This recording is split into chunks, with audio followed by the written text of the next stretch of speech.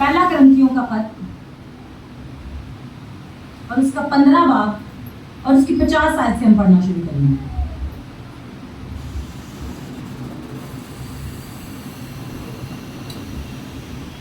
ऐ भाइयों, मेरा मतलब ये है कि गोश्त और खून खुदा की बादशाही के वारिस नहीं हो सकते।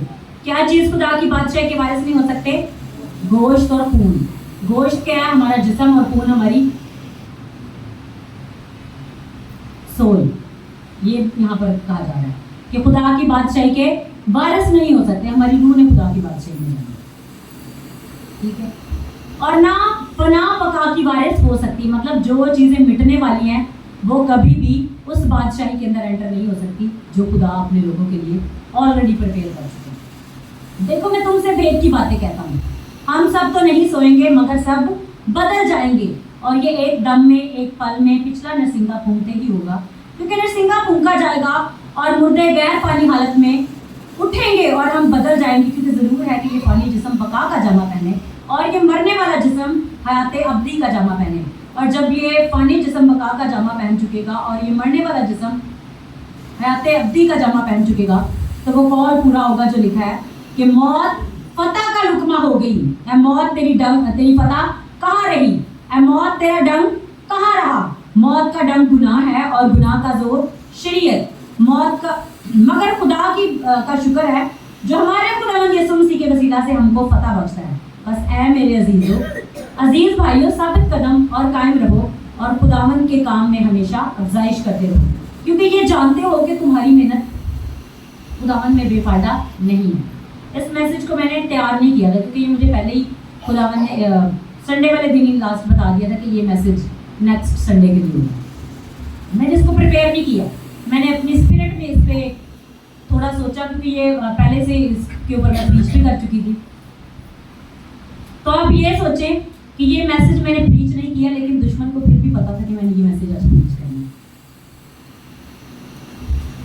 अब और मैं इस चीज़ से यहाँ पर बैठे हुए हैरान थी कि मैंने किसी को बोला, ना मैंने बाइबल में से इसको खोल, मैंने हवाला भी यहाँ आके निकाला, और क्या उसको फिर भी ये पता है कि मैंने ये मैसेज आज प्रीच करना है।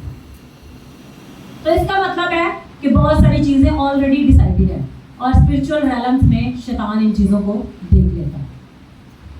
किन लोगों ने लास्ट संडे या जुमे वाले दिन फिल्म देखी? जिसने फिल्म देखी है उसको थोड़ा थोड़ा याद होगा कि आप देखते हैं वहां पर एक तारीकी की कुव्वत खुदा ने टेस्ट करने के लिए बनाई थी, जो पहले से खुदा की बागी थी, खुदा की मुखालफत है, जिसे एटर्नल रेबिलियन कहा जाता था, का नाम दिया गया। मतलब वो शुरू से ही बागी है और वो खुदा की मुखालिफ है और खुदा के मुखालिफ काम करती है। आज हमने दरअसल उसी के खिलाफ प्रीच करना है और उसको पहले से ही पता है कि ये मैसेज प्रीच होना है। और उस फिल्म में हमने एक चीज़ देखी कि जिस बंदे के अंदर कोई ना कोई कड़वी जड़ होती है, वो आता है और उसे बरगलाता है। अच्छा, मैंने तेरी सोच को पढ़ लिया है, तेरे अंदर ये बात चल रही है, तेरे अंदर फलानी चीज़ भी है। मतलब अगर आप अपने घर में देख लो तो एक शौहर को बीवी के खिलाफ और बीवी को शौहर के खिलाफ, माँ बाप को बच्चों के खिलाफ और बच्चों को माँ बाप के खिलाफ, और पूरे घर में से हर एक को किसी न किसी के खिलाफ किया जाता है। और वो जो कड़वी जड़ अंदर हुई होती है, वो दरअसल वो जर्मिनेट होकर एक पौधा बन चुकी होती है, और फिर शैतान आके उसे और पानी देता है और फिर वो निकल के बाहर आ जाती है। ठीक है, मतलब वो बीज पहले मौजूद था, वो बीज पहले मौजूद था, वो उगा हुआ भी था, लेकिन जब शैतान ने देखा कि अब इसकी बारी आ गई है कि इसको काम में लाया जाए, तो वो आके अपना उसके ऊपर वर्क करता है। तो मैं कह रही हूँ, घर से निकलने से पहले, मैंने तो प्रीच किया नहीं है, फिर भी चर्च आने से पहले ये चीज़ मुझ पर अटैक कर रही है कि जिसके अंदर कड़वे बीज है वो अपने बीजों का अपने मुंह से बोल रहा है। यही है, उसमें फिल्म में ये दिखाया गया था। जिन लोगों ने नहीं देखा, मैं उनके लिए थोड़ा सा बताती हूँ कि खुदा ने फरिश्ते बनाए और खुदा ने इंसान को भी बनाया। ये सारा खुदा का इटर्नल प्लान था, और हर एक शख्स के अंदर, कह रहे कि जो फरिश्ते थे उनके अंदर जो जो बगावत थी, जो जो प्लान थे खुदा के खिलाफ होने के लिए, वो पहले से बढ़ चुके थे। शैतान ने आकर उनको और थोड़ा सा उकसाया, और क्या हुआ फिर वो उनके लिए सजा बन गई।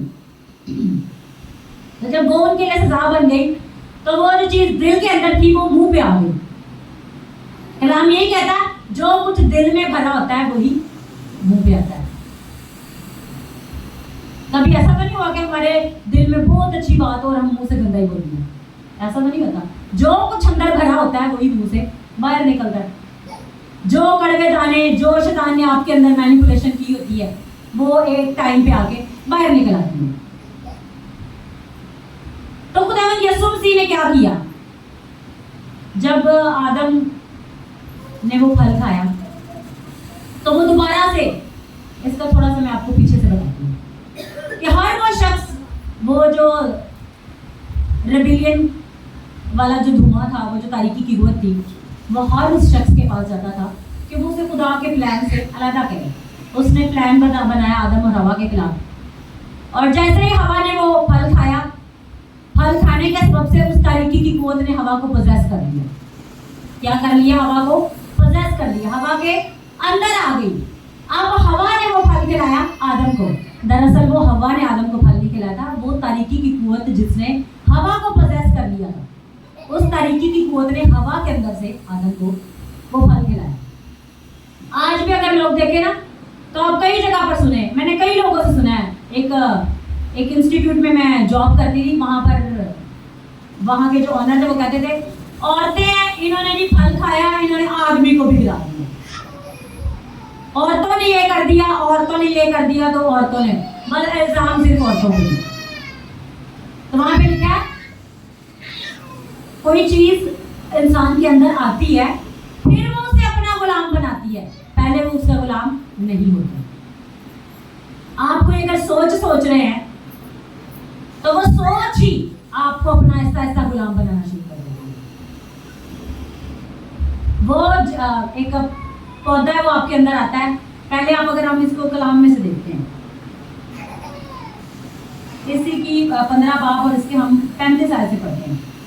और आपको ये कहेगा कि मुर्दे किस तरह से जी उठते हैं, बल्कि इसको ऊपर से थोड़ा पढ़ते हैं।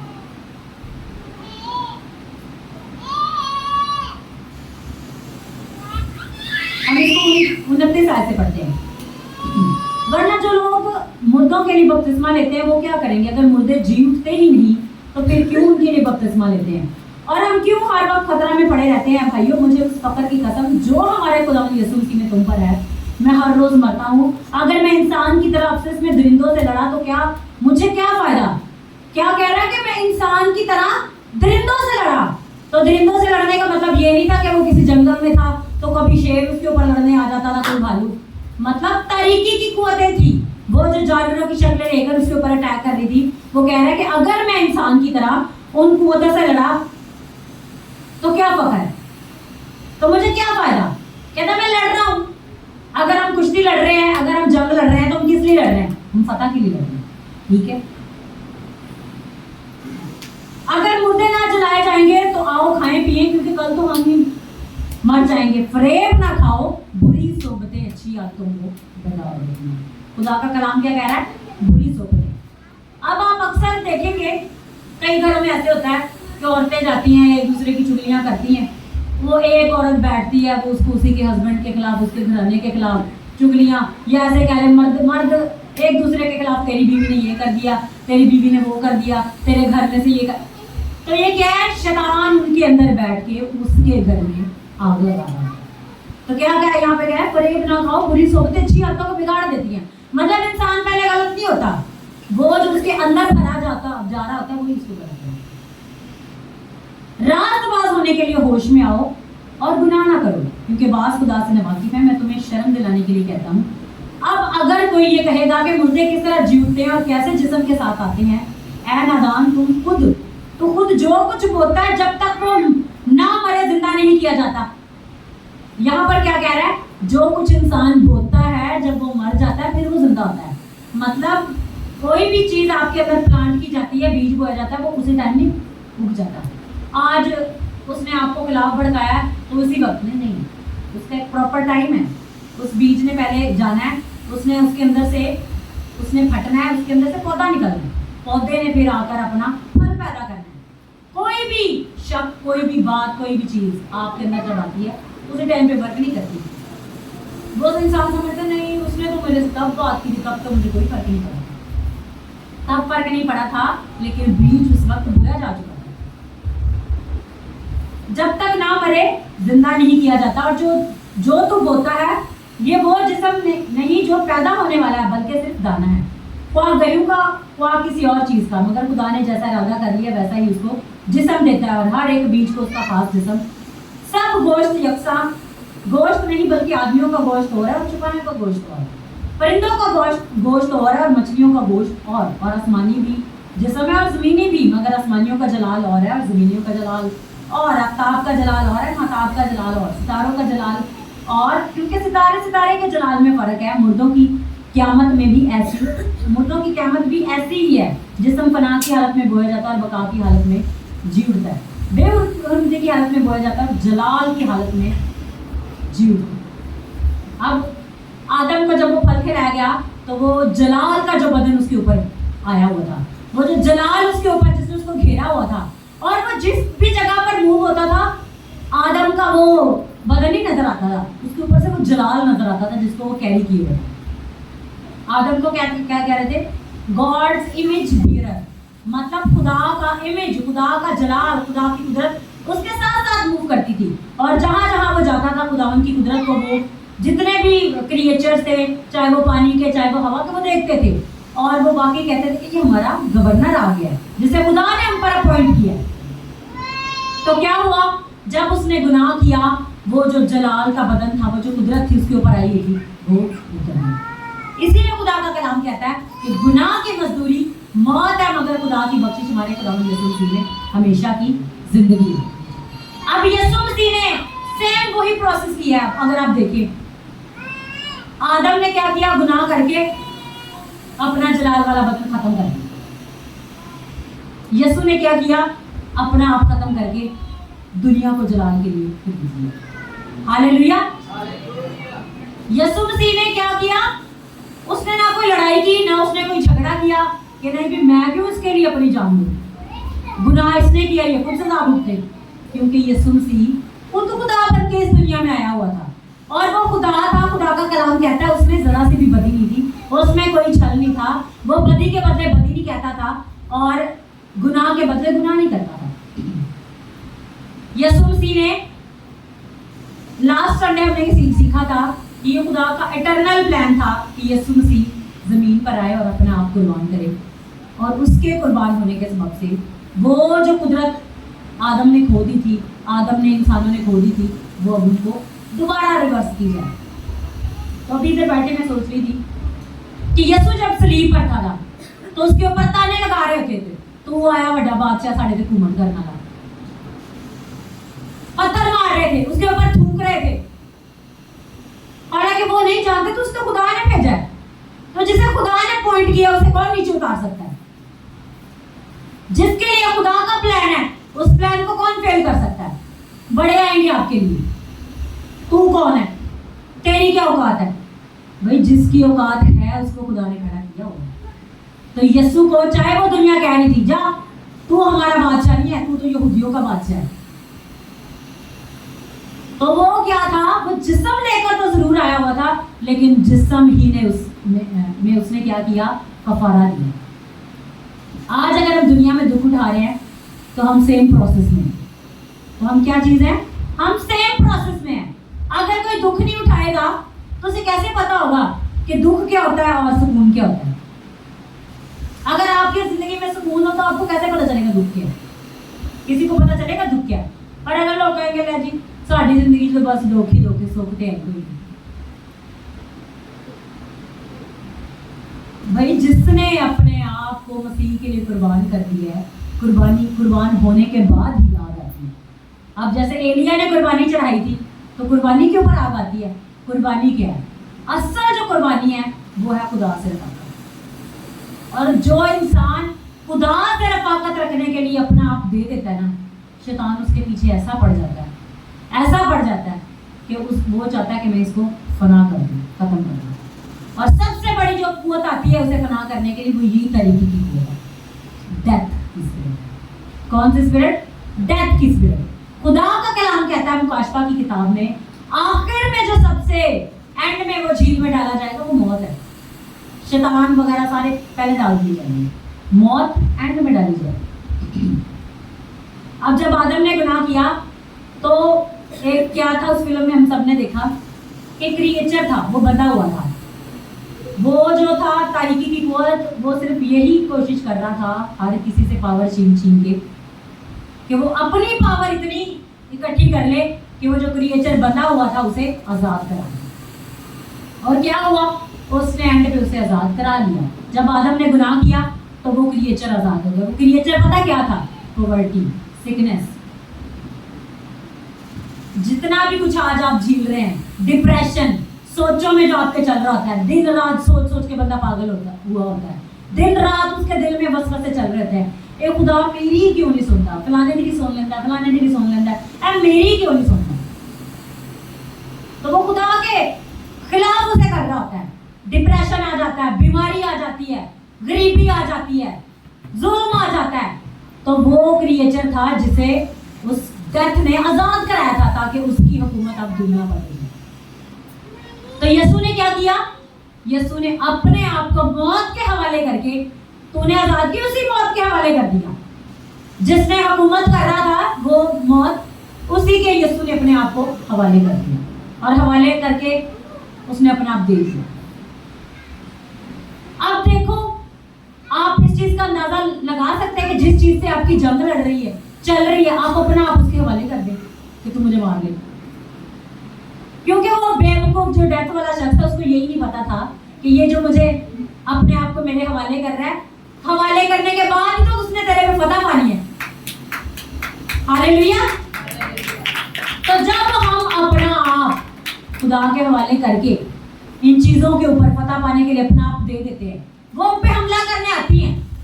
वो समझ रही होती है बड़ा मैं आज प्लान पाया, बड़ा आज मैं काम कर रही। उसको क्या पता कि जितना तू अटैक कर रहा है उतना तो अगले बंदे का लेवल इंक्रीज हो रहा है।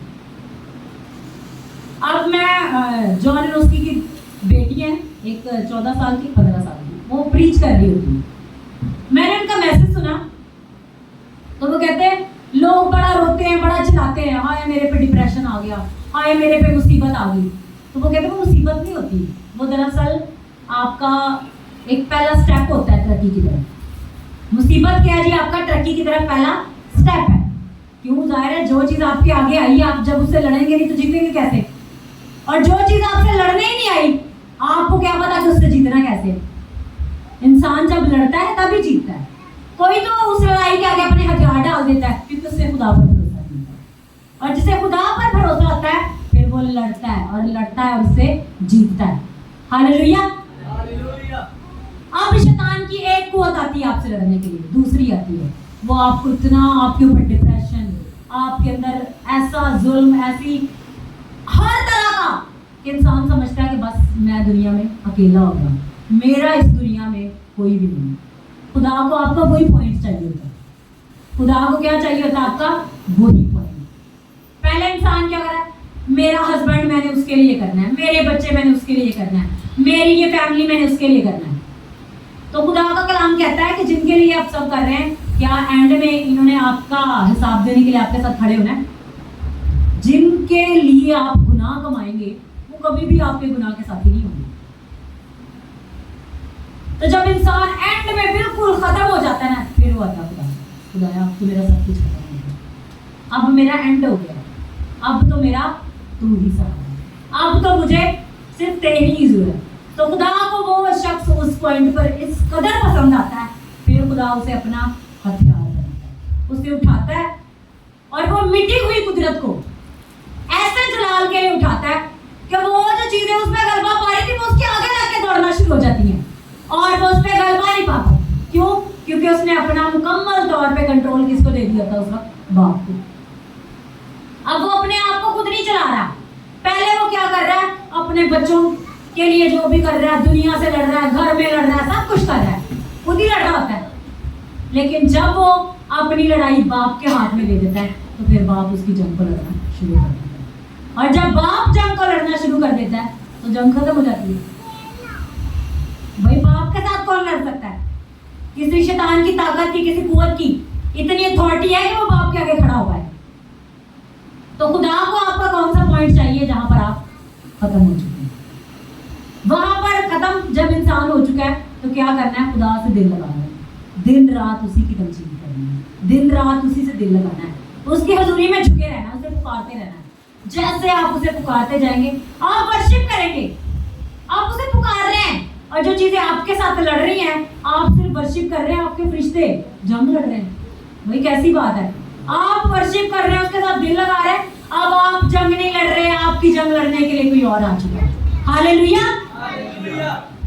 तो खुदा तो चाहता है कि आप अपनी जंग मेरे हाथ में दे। इंसान कहता नहीं मैं ही लड़ाऊंगा, देखिए मैं ही मराऊंगा, ऐसे ही होता है।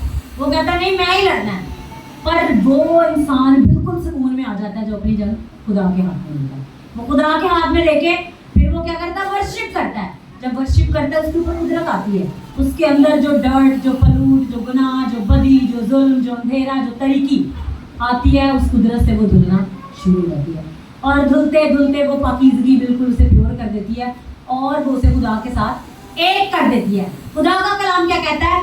जो उसके साथ एक रूह होता है वो उसकी सोबत में रहता है। मतलब अब खुदा और इंसान दो नहीं है, खुदा और इंसान एक हो गए हैं। हालेलुया। खुदा और इंसान जब एक हो गए हैं तो भाई जो जिसके साथ जो एक हो गया है उसके साथ अब कोई खड़ा नहीं रह सकता। तो यीशु मसीह पहले ही बाप के साथ था, लेकिन जब वो सारे दुनिया के गुनाह और बदी उसके ऊपर आ गई तो बाप ने उसे छोड़ दिया, क्योंकि खुदा का कलाम कहता है कि खुदा बदी को देख नहीं सकता, खुदा बदी को देख नहीं सकता। तो जब बदी को खुदा नहीं देख सकता तो वो उससे हट गई। लेकिन क्या हुआ? फिर यीशु मसीह ने चलाकर कहा कि ऐ बाप मैं अपनी रूह तेरे हाथों में देता हूँ। ये थोड़ी कहा कि मैं अपना जिस्म तेरे हाथों में देता हूँ, मैं अपनी सोल तेरे हाथों में देता हूँ। क्या कहा? मैं अपनी रूह तेरे हाथों में देता हूँ। क्यों? क्योंकि ये जिस्म जो है इसने कुर्बानी देनी है, और उसने कुर्बानी दे दी, वो कुर्बान हो गया, और उसकी कुर्बानी के सबब से अब एक नया चैप्टर शुरू हो चुका है, और वो चैप्टर है फतह। मौत फतह का लुकमा हो गई है। हालेलुया। और जो लोग उसके साथ मरते हैं वो उसके साथ जिएंगे भी, और जो उसके साथ जिएंगे वो उसके साथ बादशाही भी करेंगे। और जब वो हमारा बादशाह है और हम उसके बेटे बेटियां हैं तो ये बादशाही हमारे अंदर रहेगी, और हम उसके साथ जिएंगे और उसी के साथ रहेंगे, क्योंकि वो हमारा बाप है। ठीक है, ये एक चीज जो हमने इस चीज में सीखी। अब हम इसके नेक्स्ट टॉपिक की तरफ आते हैं। इसी में से तो यीशु मसीह ने अपना आप कुर्बान करके दे दिया। अब हम देखेंगे कि ये चीजें इंसान के अंदर वर्क कैसे करती है। अब आप देखिए, आपके अंदर कोई भी चीज है, बीज है, जैसे हम पहले बताया, कोई किसी ने फूंक मार दी है, भाई तेरे खिलाफ है गल कर, उसने तो फूंक मार दी, वो बीज अंदर चला गया। जिस चीज को हम मौका देंगे वही हमारे अंदर जाएगा। वो बीज चला गया। अब वो बीज क्या कर रहा है? अंदर आहिस्ता आहिस्ता आहिस्ता बड़ा हो रहा है। तो खुदा का कलाम क्या कहता है कि जिसने अपनी सोचों में गुनाह कर लिया उसने गुनाह कर लिया। आज हम ये सीख रहे थे दोपहर में, जिसने सोचों में गुनाह कर लिया उसने गुनाह कर लिया। आपको पता है खुदा के सामने दाऊद क्या कहता? खुदा मैं तो तेरे हजूर खुली हुई किताब की मानी हूँ, तू तो मेरा उठना बैठना और चलना जानता है, मेरा तो बातिन और जाहिर तेरे हजूर में खुला है, मेरी कोई भी चीज़ तेरी हजूरी से पोशीदा नहीं है। मतलब जो हम सोच में सोच रहे हैं उसी सोच को तो खुदा देखता है, उसी सोच को खुदा देखता है। हर चीज़ हमारी सोच में है। किसी के खिलाफ भी हमने होना है तो पहले हम अपनी सोच में खिलाफ हुए होते हैं, सोच में खिलाफ हुए, वो सोच ही बढ़ती बढ़ती बढ़ती वो मुंह पे आ जाती है, सोच ही बढ़ के मुंह पे आ जाती है। तो खुदा का कलाम क्या कहता है? अपने आप को खुदा के ताबे कर दो, अपने आप को खुदा के ताबे कर दो, और तो इब्लीस का मुकाबला करो तो तुमसे भाग जाएगा। जब आपके अंदर ये सोच आई है, ये नहीं सोच आ गई है उस पर सोचते ही रहना है, सोचते ही रहना है, सोचते ही रहना है। हमारे जो चर्च के पास्टर थे वो अक्सर मुझे सिखाते थे कि देखिए भाई, परिंदे हमारे ऊपर सर पे उड़ सकते हैं, परिंदे हमारे सर पे उड़ सकते हैं। अब उनको अपने सर पे घोंसला बनाने से रोकना किसने? हमने। अगर वो उसमें बच्चे भी रखेंगे, बच्चे भी रखेंगे, पूरी अपनी फैमिली पैकेज पूरा लगा के उधर रहेंगे। तो ये सोचे ही क्या है, यही वो परिंदे हैं। हमारी सोच, हमारी थॉट और हमारा दिल एक ही है। हमारा दिल और दिमाग सोचता है, जो सोचता है वो ही मुंह पर आता है। जो कुछ सोचा जाता है वही मुंह पर आता है। तो इंसान सबसे ज्यादा गुनाह कहाँ करता है? अपनी सोचों में। इंसान कहता है मैं तो किसी ने बुरा भी नहीं करता, मैं तो किसी के बारे इंज गल भी नहीं करता, फिर मैं की करूँगी। हमारी सिस्टर कहती मैं तो किसी के बारे में किसी के साथ बुरा करती ही नहीं, मैं फिर भी कहाँ से ये सारी चीज़ें आ जाती हैं। जो इंसान सोचता है, खुदा का कलाम कहता है कि जो तेरे दिल के अंदेशे हैं तो वही है। इंसान की किताब में लिखा है कि जो तेरे दिल के अंदेशे हैं, जो तू सोचता रहता है, जिस बात से तू डरता रहता है, जो चीज तेरे अंदर है, तू दरअसल है ही वो शख्स। तेरी सोचों ने तुझ पर कब्जा किया हुआ है, तेरी सोचों ने तेरे कंट्रोल किया हुआ है। तो सबसे पहले पता हमने किस पे पानी है? इन सोचों पे। सोच आ गई है, चल आउट ये सुनसी के नाम में। तू मेरे दिमाग का हिस्सा नहीं बन सकती, तू मेरे दिल पे कब्जा नहीं कर सकती। मेरा बदन रूल कुदस का मकदस है, मेरा दिल बाप का तख्त है, वो इस पे हुकूमत करेगा। तो हमने अपनी सोचों और ख्यालात को खुद कंट्रोल करना है, इनके ऊपर खुद कब्जा पाना है।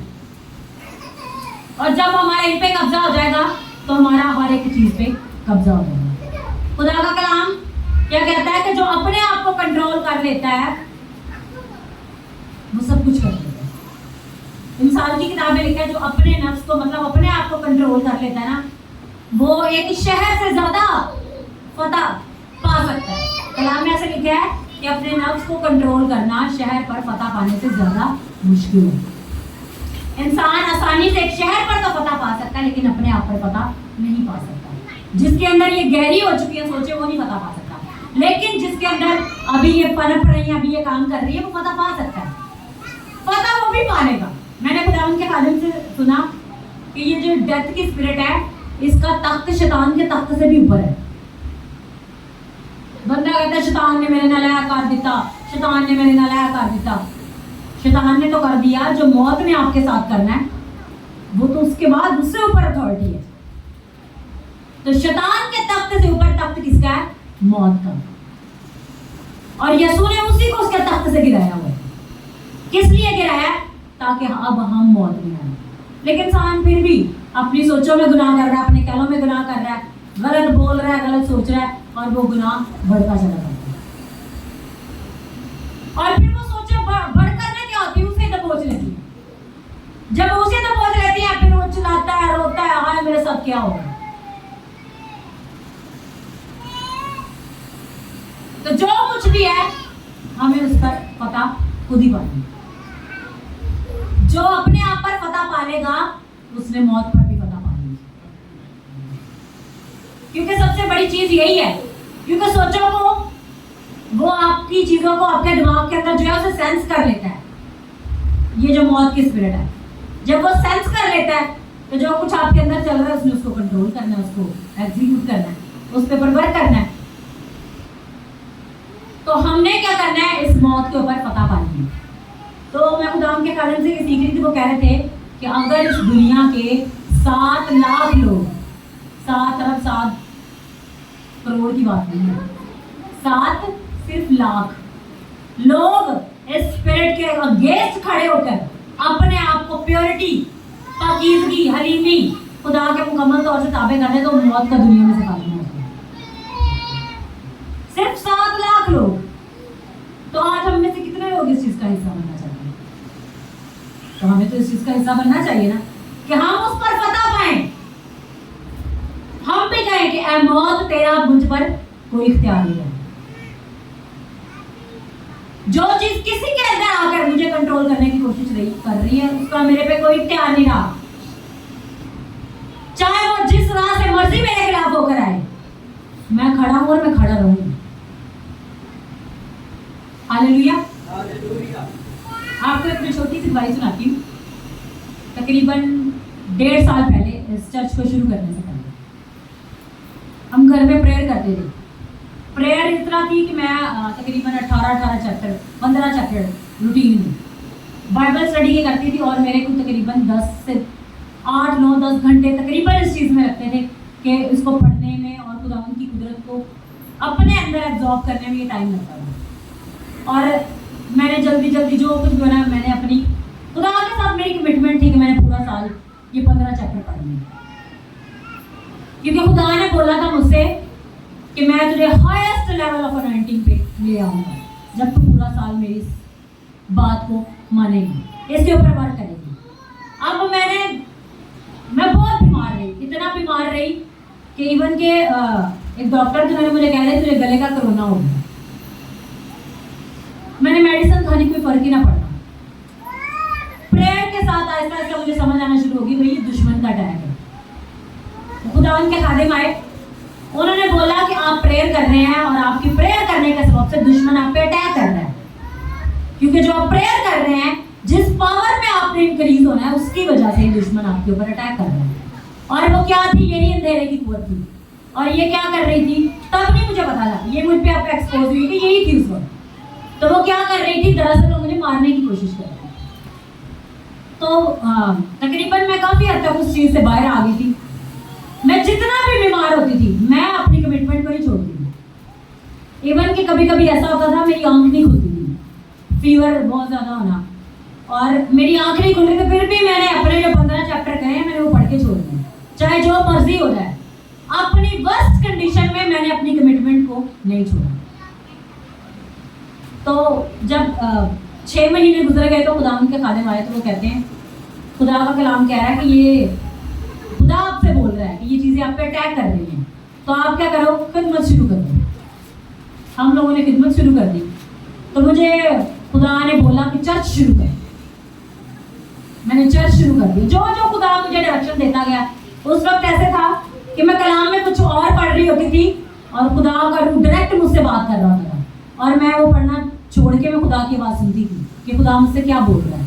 खुदा मुझसे एग्जैक्ट ऐसे बोल रहा था जैसे मैं बैठी हूँ और मेरे अंदर बार बार बोल रहा है और मुझे बता रहा है। मुझे पता होता था ये खुदा बोल रहा है, और खुदा मुझसे बात कर रहा होता था कि ये अब काम करना है, ये काम करना है। तो हम लोगों ने लोगों को बैप्टिज्म के लिए प्रिपेयर किया। मैंने कहा खुदाया, बात तो ये तब है ना कि अगर ये सारे लोग जिनको हम बपतिस्मे के लिए तैयार कर रहे हैं, ये सारे लोग रूह कुद्दस से बन रहे हैं, ये मेरे दिल के अंदर ये ख्वाहिश है। तो मैंने कहा अच्छा। खुदा ने कहा मैं कर दूंगा। मैंने कहा इससे बड़ी क्या बात है, खुदा ने जब खुद ही कह दिया मैं कर दूंगा। तो तकरीबन हमने 30 को लोग प्रिपेयर किए। ये मैं आपको अपनी एक गवाही सुना रही हूँ, इस गवाही में एक लिस्ट है। तो मैंने कहा खुदा चल अच्छी बात है, इस संडे हम, ये 28 जुलाई की बात है लास्ट ईयर। तो मैंने कहा कि खुदा इस संडे हम बैप्टिज्म के लिए सबको रेडी करते हैं, नेक्स्ट संडे हम सबके लिए रूह कुद्दस के लिए प्रेयर करेंगे। खुदा ने मुझे कहा नहीं, इसी दिन बैप्टिज्म होगी और उसी दिन मैं रूह कुद्दस से भरूंगा। मैंने कहा खुदा ने कहा तो जब खुदा ने कहा तो करना तो उसने, हमने तो जस्ट ओबीडियंस में चलना है। जब खुदा कहता है तो आपने जस्ट बात माननी है, काम तो उसने करना होता है। ये जो चर्च चल रहा है ये हम थोड़ी चला रहे, तो खुदा चला रहे हैं। शैतान जो मर्जी कर ले, शैतान चाहे जो मर्जी इधर से आग लगाए, तू ये तो तू वो, तो मुझे क्या फर्क पड़ेगा। मैं जिसकी ओबीडियंस में चल रही हूँ, मेरे काम उसने करना है।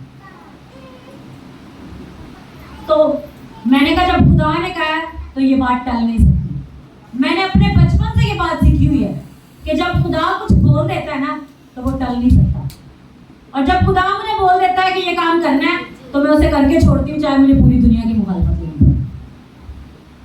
और मैंने अपनी जिंदगी में इस बात को पक्का किया हुआ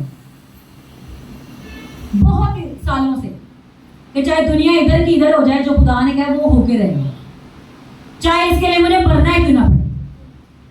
तो जब ये सारा कुछ प्रिपरेशन हो रही थी तो दरअसल शैतान मुझे मारने की कोशिश कर रहा था, लेकिन मैं उस काम में लगी हुई थी जो खुदा ने मुझे करने के लिए कहा। आप भी जब आप अपनी कमिटमेंट में खड़े होकर अपनी जान की भी बाजी लगाने के लिए खड़े होते हैं तो खुदा कभी भी आपको छोड़ता। भाई जिसने आपको जान दी है, किसकी जरूरत है कि वो आपसे जान को ले ले। आप जिसका काम कर रहे हैं उसने आपकी हिफाजत करनी है। उस दिन लाइट चलेगी, रात से लाइट गई, यूपीएस तक खत्म हो गए। इस कदर ज्यादा गर्मी, जो लोग आए उनके साथ बच्चे, इतनी शदीद गर्मी कि बैठा भी नहीं जा रहा था बपतिस्म के बाद। अब मैं चलते फिरते गैर ज़बान में दुआ करी, मैं कहा खुदा ये क्या हो रहा है, ये तो लोग तो तुझे पता है कि ये लोग तो मिनट में बागी हो जाते हैं, लोगों को तो कोई भरोसा नहीं होता, भरोसा तो सिर्फ खुदा का होता है। और लोग कह रहे हैं जल्दी करें जी, हमारे बच्चे रो रहे हैं, हमने जाना है। तो क्या हुआ, हमने उस दिन शुक्रगुजारी की थी। तो पहले बपतिस्म की मीटिंग हुई, उसके बाद खाना खिलाया, प्रेयर कर रही, खुदा जैसे मीटिंग शुरू हो लाइट आ गई, जैसे मीटिंग शुरू खुदा लाइट हो रही, मैं दुआ की जा रही हूँ, बाकी सारे अपना काम किया, मैं चलते फिरते दुआ कर रही हूँ, दुआ करते करते जैसे मीटिंग शुरू उसी दिन लाइट आ गई। रात को 1 बजे से लाइट गई हुआ है, अगले दिन 8 बजे रात को लाइट आई। और इस कदर खुदावन की उस जगह पर कुदरत कि वो जो लोग आए थे वो कहते हैं हम पता नहीं कहाँ धक्के खाते रहे हैं, हमारे तो जमीन पर पैर ही नहीं लग रहे थे, इस कदर खुदावन की कुदरत उतरी हुई। और आप ये सोच सकते हैं कि खुदा की कुदरत ऐसे टच करे कि कोई अपने पाँव पे न खड़ा हो पाए, और लोग खुद ब खुद स्लेन होकर गिर रहे हैं, खुदावन की कुदरत ऐसे उस जगह पर ऑपरेट हो रही है। तो ये इस गवाही को सुनाने का मकसद ये है कि जब आप खुदा के लिए खड़े होते हैं, खुदा की के लिए कमिटमेंट करके कुछ करना शुरू कर दें, तो भाई जो उसने करना है वो आपके ना दिल में है, ना दिमाग में, ना सोचों में। इस चर्च के थ्रू जो खुदा ने करना है वो हमने अभी सोचा ही नहीं है, वो तो खुदा ने करना है। शैतान चाहे जैसा मर्जी भौंके, जहां मर्जी भौंके, उसके भौंकने से हमें कोई परवाह नहीं। जिसने मुझे खड़ा किया है, मुझे बोलकर उसने खड़ा किया है अपनी खिदमत के लिए कि तू चर्च शुरू कर। फिर मैंने कहा खुदावन कल को अगर मैं चली जाऊंगी तो मेरे बाद भी कोई होना चाहिए। खुदा ने मुझे हर चीज एक चीज स्टेप बाय स्टेप खुदा ने मुझे गाइड की। जब खुदा ने मुझे मेरी ओबीडियंस के सबब से मुझे खड़ा किया तो मुझे कोई नहीं गिरा सकता। जिसके पीछे खुदा है उसके आगे भी खुदा है, जिसके ऊपर खुदा है उसके नीचे भी खुदा है, उसके अंदर भी खुदा है, और कोई दुनिया की ताकत उसके खिलाफ खड़ी नहीं हो सकती। आज आपको भी अपने अंदर खुदा को आगे पीछे और ऊपर नीचे लेने की जरूरत है। हर चीज दांव पे लगा के जो खुदा के लिए खड़ा हो जाता है, खुदा उसी की जिंदगी में काम करता है। और जो ये सोचता रहे हाय मेरे बच्चे, हाय मेरा फ्यूचर, हाय मेरा कल, हाय मेरा प्रेजेंट, हाय मेरा पास्ट, हाय फिर हाय ही होता है। जो अपना सब कुछ खुदा के जिंदगी में दे देता है, जो अपना सब कुछ उसके लिए कुर्बान करने के लिए रेडी है, उस वो ही मौत पर फतह पाकर हराएगा। यीशु ने अपना आप कुर्बान कर दिया, यीशु ने अपना बदन कुर्बान होने के लिए दे दिया, यीशु ने अपनी खुदी का इनकार कर दिया, यीशु ने अपनी हर एक सोच को ताबे कर दिया, यीशु ने सब कुछ अपना दे दिया, और यीशु ने वो फतह पाई, और वो नाम उसके लिए रखा गया जो सब नामों से अलग है। आज उस नाम के आगे हर एक घुटना झुकता है, वो आसमानियों का, वो जमीनियों का। हालेलुया। तो जब हम भी यीशु को अपनी जिंदगी में ले लेंगे, उसे पहन लेंगे, तो हमारे आगे भी हर एक घुटना झुकेगा, क्योंकि हमें खुदा ने बनाया इसलिए कि हमारे आगे हर एक चीज झुके। जब आदम को खुदा ने बनाया था, खुदा ने कहा था कि तू गवर्नर है, तेरा इख्तियार है। तो जो लोग अपने दुश्मन की चीजों पर फतह पा लेते हैं, उनका भी इख्तियार है। हमें क्या अपने इख्तियार को पहचानना है और उस इख्तियार को एक्सरसाइज करना है, उस इख्तियार की प्रैक्टिस में रहना है। ये ना कि आज हम इख्तियार कर रहे हैं, कल शैतान और जहाँ पर तेरे को होना नहीं, फिर हम कहें हाँ खुदा तू जानता है मेरे से तो होना नहीं, तेरे से नहीं होना, खुदा से तो होना है। तू अपना आप खुदा को दे, वो तुझे खुद ही कर लेगा। जो अपने पे भरोसा करता है वो समंदर की लहर की मानेगा जो हवा से बहती और उछलती है, क्योंकि वो खुदा पे भरोसा नहीं करता। मैं खुदा के खादिम से सीख रही थी, जो हमारे टीचर है, वो कहते हैं ये जो स्ट्रॉन्ग होल्ड है ये हमारा बिलीव है। स्ट्रॉन्ग होल्ड क्या है? हमारा बिलीव है। ये जो जनरेशनल कर्सेज हैं ये हमारा बिलीव है। जैसे जो जिन चीजों पे आपके माँ बाप ने भरोसा किया हुआ था, उन पे आपने भरोसा किया हुआ। तो जब ये भरोसा टूटता है और नई जगह पे भरोसा जुड़ता है, यही है। तो आप इसे वाकई ऐसे देख ले, जो लोग शैतान की कुव्वतों पर भरोसा रखते हैं वो धोखा खाते हैं। उस भरोसे को तोड़ दे, किस पे भरोसा कर लेना है? ये बिलीफ सिस्टम है। आप कब जब भी तरक्की करने लगते हैं, आपके अंदर सोच आती है नहीं है मेरे को नहीं होना, ऐसा कि उन्होंने का काम है, उन्होंने को पैसा है वो कर लेंगे, उन्होंने को लेंगे। भाई जिसके साथ खुदा है उसके साथ सब कुछ है। बोलोगे नहीं नहीं ये नहीं हो सकता, ये चीज कम है, ये थोड़ी है, ये ज्यादा है। भाई आपको किसने कहा किसी से डायरेक्शन ले? आपका काम है खुदा से डायरेक्शन ले। जिसके मैं ताबे हूं वो मेरा सर है, जिसकी मैं कुदरत के साथ चल रहा हूं वही मेरी अथॉरिटी है। मैं उस अथॉरिटी को पहचानता हूँ, उस अथॉरिटी में मूव करता हूं। और वो मेरा बाप है।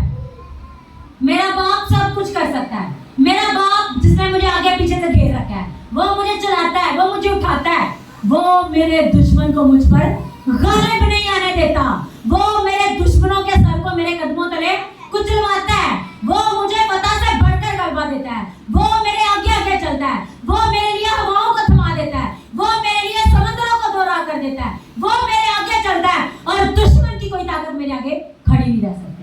हालेलुया। ये उसके लिए है जिसका भरोसा खुदा के ऊपर कामिल हो चुका है, उसके लिए नहीं जिसका किसी और चीज पे भरोसा है, जिसका भरोसा इंसान पे है। खुदा का कलाम कहता है मलऊन है वो शख्स जो इंसान को अपना जोरे बाजू जानता है। मलऊन का मतलब लानती। लेकिन वो शख्स जो खुदा पर भरोसा रखता है वो सरफराज किया जाएगा, वो उठेगा, वो अथॉरिटी को लेगा, वो पावर को लेगा, वो कुदरत से भरा रहेगा, वो कुदरत उसके साथ मूव करेगी। और खुदा का कलाम कहता है जिस काम में तू हाथ लगाएगा तू वहां पर पहुंचेगा, जिस राह पर तू जाएगा उस राह में तू क्रॉस करेगा। हालेलुया। तो भाई आज हमें किस चीज को अपने साथ लेना है? खुदा को। खुदा को अपने अंदर, अपने ऊपर, अपने बाहर। बस जिस पे भरोसा रख लिया ना, दुनिया चाहे टांग खींचे, जो मर्जी करे आपका, उस पर से नहीं रखना। ये है बिलीफ सिस्टम। मैंने आपको क्या बताया अपनी गवाही में कि मेरी ये आदत है, अब से आदत नहीं है, ये खुदा ने, मैं प्रेयर करती थी तो मैं समझती थी कि शायद मेरे अंदर कोई बिल्ट इन कोई ऐसी कुदरत है जो मेरे अंदर से बात करती है।